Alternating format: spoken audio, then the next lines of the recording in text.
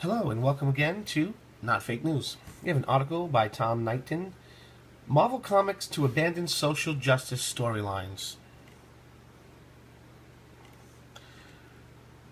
For a lot of comic fans, Marvel just isn't what it used to be.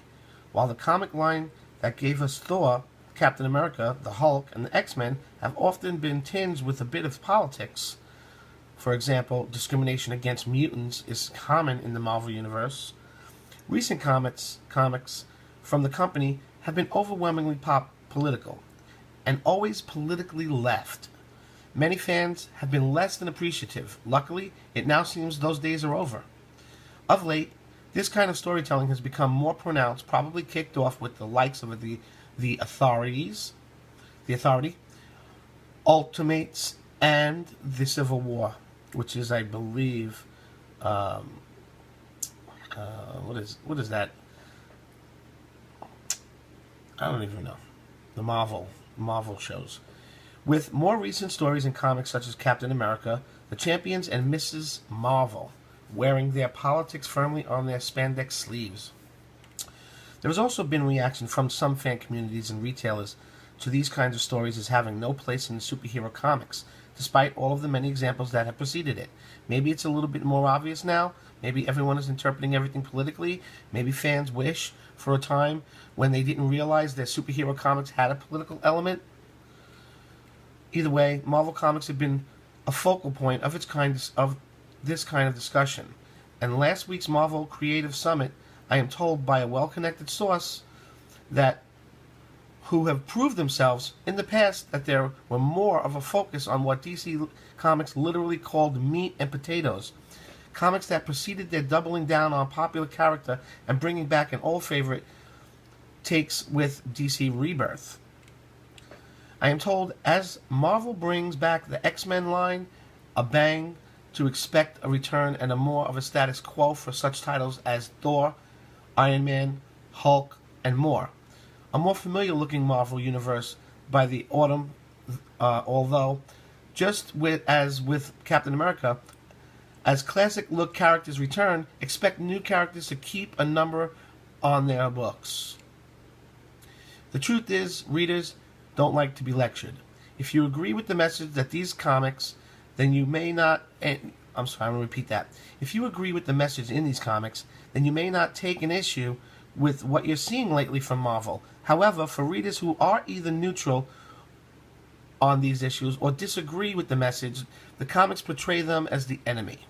People don't want to spend time, hard-earned money, to be told how awful they are. True. Very true. I'm going to throw in another ad here, another story that I heard. This is let's see. Now that one's too big. I'm going to have to do a separate one for that. Oh, and Pelosi also. All right, let's just find you. We'll quickly find you another one that I wanted to go over. All right. I have that video. I have that one. All right, check this out. Oh, this is a weirdie.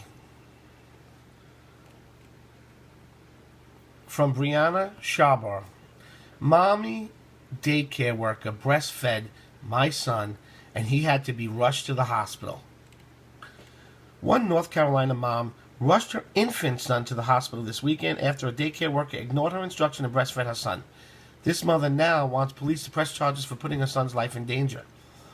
Always Broadcasting Crap 11 reports that the mother, Casey Oxidine, recorded her own video from the security footage of the daycare employee nursing of her 3-month-old son. The indecent began with her son's teacher telling Oxidine that he was constipated. Another employee in the room asked Oxidine if she could breastfeed the boy to see whether it would help. Oxidine reports telling the woman no 2 times, adding, "No, that's nasty. We don't do things like that."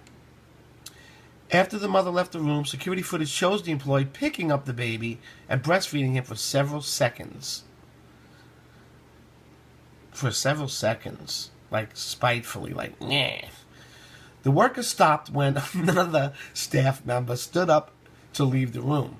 Later that same evening, Oxidine had to rush her baby to UNC hospital after he became ill and was throwing up. The baby was born prematurely and had a dairy allergy that prevented him from tolerating any milk products. A lot of children do have that. Not that, but yeah, a lot of kids do, and then they grow out of it. But anyway, Oxidine reflected that information. To me, a criminal act was committed against my son. Not only did you put your breast to my son, you also made my son sick because of your lactose. He's lactose intolerant. You've also been told you shouldn't do it, so that was why it was wrong. So you've put something in his body that his body can't digest. The daycare worker was fired on Friday, the same day she breastfed the Oxidine son. Carborough Early School, where Oxidine took her son for childcare, said the teacher usually worked at another school. The woman was licensed for her profession and had been working in childcare for more than a decade prior to last Friday's events. A frightening look inside a local daycare. Darren Council, director of the daycare, says he learned of the incident when another employee reported what happened. Both Carborough Early School and the other daycare where the woman usually worked had been given superior classifications from the North Carolina Department of Health and Human Services. I guess that's like a warning or something bad. Citation. Council has been taking great measures to correct what had happened in his facility. He told Always Broadcasting Crap 11 that nothing like this ever happened before in either of his daycare centers. He reported to the indecent to DHHS as soon as he was notified of it and informed the parents of the children who were under the nasty woman's care that day.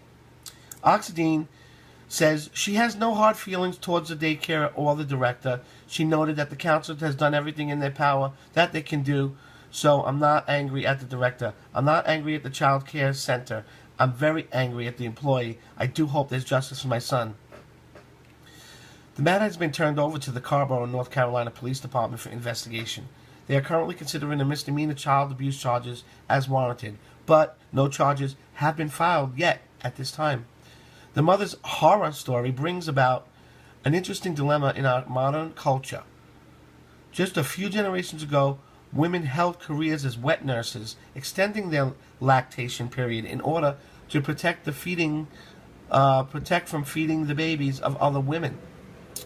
My husband's grandmother was kept alive by breast milk of others. Her mother had what was classified as a nervous breakdown at the time, which would be called postpartum depression today.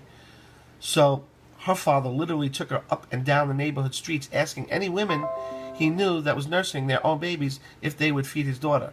Without the breastfeeding of others, she would have not survived the infancy. Excuse me. The intervention of formula alleviated such the desperate situations when the products gained popularity in the 1950s.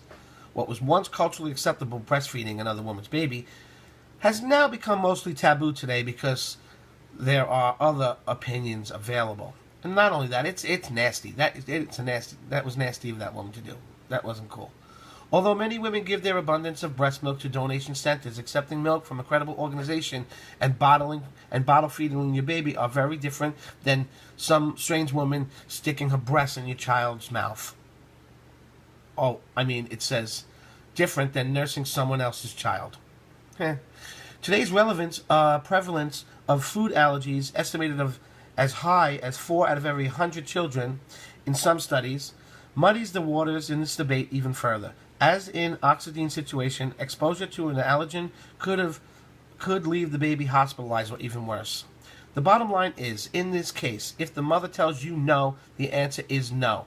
If the mother or father tells you no, the answer is no. Ignoring a mother's wishes or father's wishes is not only rude, it could also put her child's health in jeopardy. Dumbass.